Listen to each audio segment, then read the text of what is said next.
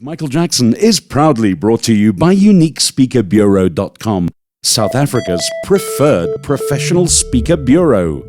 Good evening and welcome to another In Conference with Michael Jackson right here on Mix 93.8 FM. This is the show where you get to meet everybody who I meet on my travels around the planet as a conference speaker. I did 186 conferences last year.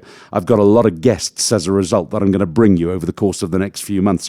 They are the people who really inspire me around the world. Fellow speakers, authors, multimillionaires, bloggers, radio hosts. I mean, you name it, we've got the multimillionaires, the works. And tonight, more talent for you, as you expect from this show on a regular basis. Coming into us live from his home in Hertfordshire, we've got a speaker from the UK who's kind of regarded as the king of networking. Now, networking, he's going to tell us all about it, but let's find out as we get a bit of networking going now with Mr. Andy Lopata, live on In Conference with Michael Jackson. How are you, sir? Welcome to the show. Thank you very much. Good evening, Michael. I'm very well indeed. It's a real pleasure to have you on the show, and I know that you're coming out to South Africa soon. We'll talk about that in a moment, but first and foremost, why are you and what makes you the king of networking? Well, I never called myself that, first of all, but I'm celebrating 15 years in working in networking in May, so it's not something I've come to overnight. I was involved for 8 years in the UK in running a networking organisation, Business Referral Exchange, and for the last 7 years, I've been working with corporates, been working at big conferences, been working with all types of businesses on helping them understand how to implement a networking strategy. So I guess one of the things is going to be years of experience, years of doing it. Which is fantastic. Now, networking is a thing that people tend to struggle with, Andy, really, isn't it? Yes, yeah, it is. It actually has a bad name historically. I think that's getting better, but it's taken a time. People struggle with it when they try and put a label on something they do naturally. Because all networking really is building strong relationships and then both being willing to help out those people with whom you have strong relationships when you can, and also being willing and able to ask for help when you need it. Now, we all have that built in naturally, but as soon as you stick a label on it, people start to see it in a more negative sense. And I think that's where the problem comes. If you just focus on building good, strong relationships and helping each other, it becomes a lot easier. Do you think social media has helped in that kind of context, making people more aware of connecting with more and more people, which is effectively what networking is? Without a doubt. I'm pretty sure if you track back LinkedIn's growth particularly, you could track it back to the start of the financial crisis, because as people, particularly in the corporate world, started to see their colleagues being made redundant and started to see that the people that were getting jobs and getting new positions were those with a network, their attitudes changed. LinkedIn grew, adoption of that grew. I work a lot inside corporates with internal networks where people who a few years ago would have turned their noses up at the thought of networking embrace it fully now. It's still perhaps a minority of people in those environments, but it's a much larger minority than it was a few years ago. So social media has helped, and I think it's been combined with the global economic crisis. I guess one of the kind of outdated views that people might have in their minds listening to this about networking is that, you know, you're feeling uncomfortable at a cocktail party with a glass of wine in your hand at a business deal after work, and you've got to go muscle into somebody else's conversation. But that's not networking. I mean, it is, but it's not what we're talking about here, really, is it? Well, that's right. Absolutely right. It's not. It's part of the networking process. And what amazes me is how many people I meet who, when they realize they need to network, their first recourse is to go to networking events. Now, don't get me wrong. I used to run a network of events, and they have their place. I go to networking events, but they are not the first place you go to. You go and look at the network you already have in place, the people who already know, like, and trust you, rather than people you've only met 2 minutes ago. Networking events enable us to meet new people and to deepen relationships with people we've met before. But the actual networking process is the process of taking those people from an initial interaction into a strong relationship based on trust. And that doesn't happen at an event. Certainly not with a glass of wine in your hand. I understand that. And we talked about this networking process being important in a modern business sense. But when I think of people networking or fearing networking, which is what the majority of them say, they're making mistakes, aren't they? They're making basic mistakes. Yes, and there are any number of basic mistakes that a lot come from misunderstanding what networking is. So the classic is trying to sell. You go into the archetypal event of which you're speaking, and you can picture a room full of 100 people, and they're all engaging in the networking dance. And the networking dance is where one person catches another person's eye across a crowded room. They nervously approach each other. They exchange business cards, and then one turns around to the other one and they ask a question, and it's the same question everywhere in the world. And it's, what do you do? What do you do for a living? What do you do for a living? It's the networking equivalent of, do you come here often? Or I'm just browsing in a retail environment. But they don't care. They're just asking to break the ice. And they go into this dance, which is an exchange of elevator pitches. That perfectly crafted, beautifully rehearsed 30 seconds, which is designed to convince the other person that they want to do business with you. And please have a contract at the end of it all. Well, and that's it. And what they're losing sight of is, A, they know nothing about that other person at the moment, so they don't even know if they are a prospective customer. And B, they're doing this in the worst possible environment for sales. They are in a room full of people who are looking to sell to them. So no one's receptive to buying. That's an amazing angle on it. I love that kind of take. Now, what intrigues me about this, and I can almost see this like a National Geographic documentary in my mind's eye, you've talked about the networking process and you're a speaker. Now, people are terrified of both of those things, aren't they? Both networking and speaking instinctively bring adrenaline and a massive response to it in people's minds. And they go, oh, I just can't do that. So what you're saying is you're sharing your lessons and what you've learned with people, either in a talk or in a networking session, to do this better. Is that my understanding? Well, that's right. I mean, in terms of the fears, Peter Roper, who you know, who's a former president of the Professional Speaking Association in the UK, Peter and I co-authored a book together a few years ago called And Death Came Third. Because there was a survey in the New York Times where they asked people what they were most frightened of, and death came third. And the top two fears were walking into a room full of strangers and speaking in public. So we address those two fears, networking and speaking. What I do help people with those networking skills, but that's probably a small proportion of the work I actually do. I'm much more focused. Rather than worrying about how to work a room, my focus is on why you're in the room in the first place. So it's the networking strategy. So it's, how can networking help you? How can you leverage those relationships effectively to help you develop your career, help you grow your business, help you hit your targets? It's everything from building an internal network for promotion and new career opportunities to building a network that's going to bring business to you through referrals and word of mouth. So it's taking networking and applying it in a strategic way to your business or your career. I guess you're a bit like me, Andy. As people who know me know that my talk is on change and the stuff that's going on around us. I've kind of got a nebulous context of change that's never going to go out of fashion. And what you're doing with networking strategy and all that kind of stuff is never going to go out of fashion or demand either. So, you've built a very successful career out of this, traveling the world, speaking at events in dozens of countries. Do you still have the passion for it, Mr. Lopata? I do. I absolutely love it. I have a big talk in the morning and I'm buzzing for it right now. Really looking forward to it. I get nervous before a talk like that, obviously, but that's adrenaline. And there's no better feeling than coming off. No, actually, there is a better feeling than coming off stage after giving a good talk. It's when you're in the zone on that stage and you see in people's eyes the difference that you're making. When that happens, it's a tremendous thrill. And as long as I keep getting that thrill, then I'll still have the passion for what I do. Here's the $69 million question, though. Can you really change people's attitudes and methodologies of networking in a 45-minute keynote presentation?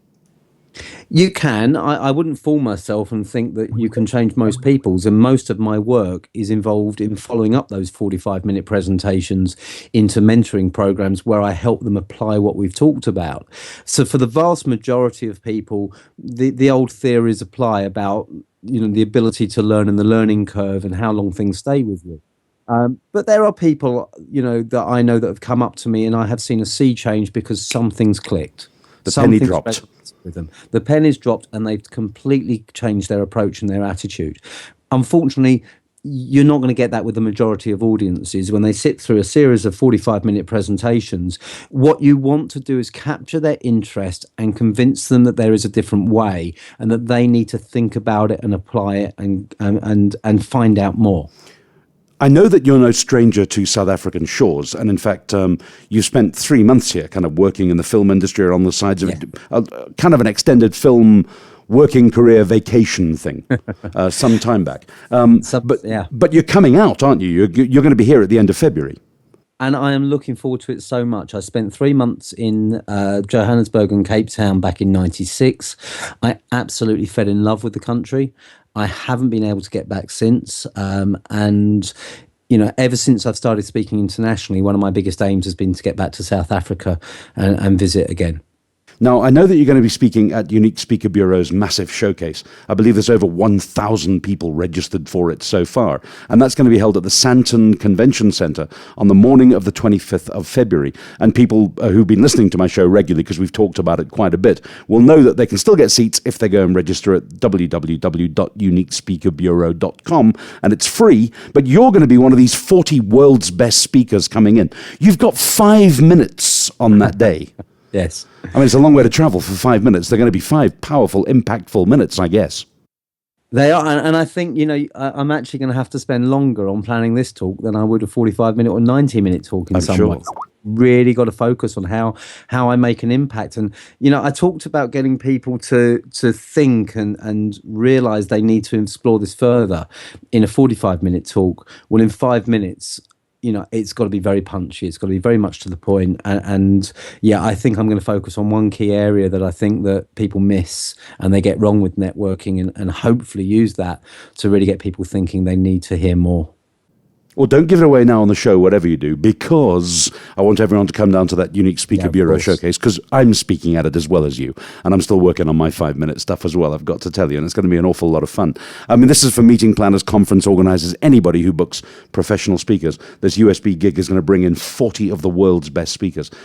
Andy, and you're also going to be doing other bits and pieces while you're here. You're working with a good friend of mine, an associate, a lady who's going to be appearing on the show soon as well, actually, Helen Nicholson.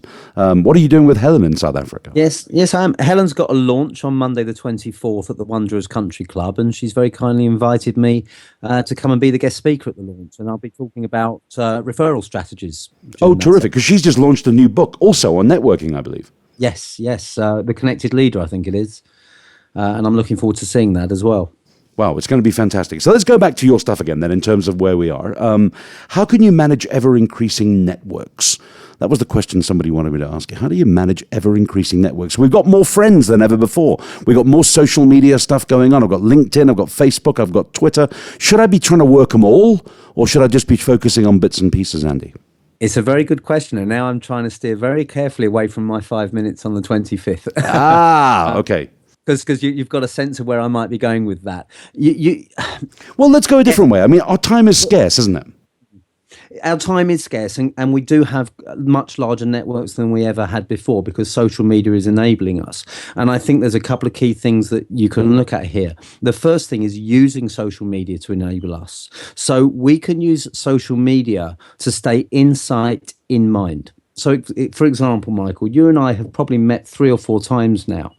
But what has kept us in each other's eye in between those times, that means that when we see each other at events around the world, we instantly recognize each other and we pick up where we left off as good friends, is that we're Facebook friends together. Yeah. And that you see my updates, I see yours, and we often comment on each other's. And a lot of people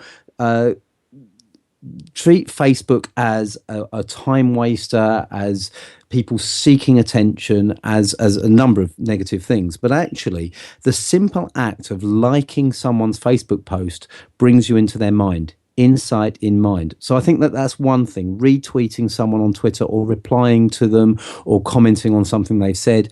The same with LinkedIn, the same with Google Plus and many other sites. Is Facebook your all-time favorite social media application, or do you prefer LinkedIn?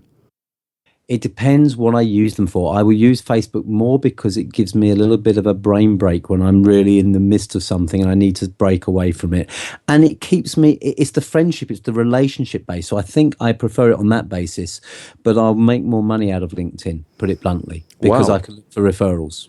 Yeah, I guess so. I mean, they used to say LinkedIn was Facebook for adults, but I guess Facebook's grown up since then, really, to be fair to it, hasn't it? It has to degrees. It's also grown down in some ways as well, because, as with anything, as it becomes more popular, some people really work out how to use it effectively while others abuse it. So it will go both ways.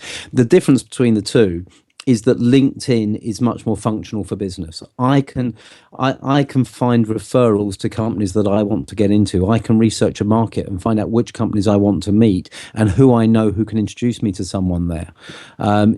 You can't do that as easily on Facebook. It is based on the same social graph approach, but you can't do it as easily. So for both networking and referrals, you work LinkedIn from a firm business viewpoint. Oh, absolutely. Absolutely. They both provide you with this insight in mind approach. But whereas with Facebook, I might update my profile on some days 5 or 6 times a day. On LinkedIn, it might be twice a week. What about the poor cousin, though? What about Twitter? I mean, it seems to me that, Twitter always seems to be, dragging the leg behind itself. It's great for news when there's a major breaking global story. Is it worthwhile in your day-to-day networking and referral opportunity business? I think so, and despite their recent fall in profits, I wouldn't mind having a poor cousin like that, I must admit. A lot of people use Twitter. I think it's a network that enables you really to educate your network about what you're doing in an effective way. It enables you to support your network. One of the things that it's great for speakers like us is it allows people that have seen us speak and want to tap into what we've said and want constant reminders to follow us and get further advice. And it enables us to get closer to people who have seen us speak or who are going to come to one of our events. I have people tweet me and I use the hashtags of events I'm going to speak at to engage with people both before and after. And I think it's very powerful for that. There's a number of ways you can use Twitter for business. I think that the core of my message is, as I said earlier, know why you're going into the room in the first place. And it's the same with social. Understand why you're on any individual social networking site and then engage with it in that way. And with Twitter, with Facebook, with LinkedIn, with YouTube, with Google Plus, and so on, there are reasons to be on them, and you need to weigh up the investment in terms of time against the return and make sure that you're inputting in the right place in the right way to get those responses. Wow, that's very sound and pragmatic advice. Make sure you've got a strategy before you plug and play is effectively what you're saying. Well, this is what I teach. That's the whole point of a networking strategy. Going back to when I used to run networks, our biggest problem was that people came to our events because they were invited. They joined because they liked the buzz. They didn't get the value they should have got because at no stage in that process were they thinking, why am I there? Oh, wow. And that's what you're going to be sharing with us on your next trip to South Africa, both with Helen Nicholson's event on the 24th and also at the Speaker Showcase for Unique Speaker Bureau at Meetings Africa on the 25th of February. So if you're keen on knowing more about what Andy does, and he doesn't just get 5 minutes because you get all afternoon to mix and mingle with him, standing at his own cocktail table with a pull-up banner so you recognize him, I guess. He'll be the guy with a glass of wine in his hand. And a smile. Yeah, go on. I'll be wandering around, but I'm in Johannesburg for most of the week, and I'm always open to meeting interesting people while I'm there as well. I want to build my network while I'm in town, so lots of opportunities to catch up. And people can get hold of you through Unique Speaker Bureau's website, which is uniquespeakerbureau.com. So if you're interested to know more about Andy, if you want to meet up with him, talk to him about having him speak at one of your events, or just learn how your business can get into a networking strategy or process, that's the place to go and find him. Andy, we could talk all night on this, I'm sure. Time is always against us. I'm looking forward to seeing you, though, in just a few short weeks from now. I'm looking forward to it as well. It'll be a great trip. Thanks for being with us. Travel safely to us, and we'll see you very, very soon. My pleasure. Thank you for having me on the show, Michael. Thank you. And those are the words of Andy Lopata in Conference with Michael Jackson. People like this you're getting to meet every Tuesday and Friday evening straight after the 6 o'clock evening news right here on Mix 93.8 FM, your favorite radio station. Thank you for listening. Back to the main studios. In Conference with Michael Jackson was proudly brought to you by UniqueSpeakerBureau.com, South Africa's preferred professional speaker bureau.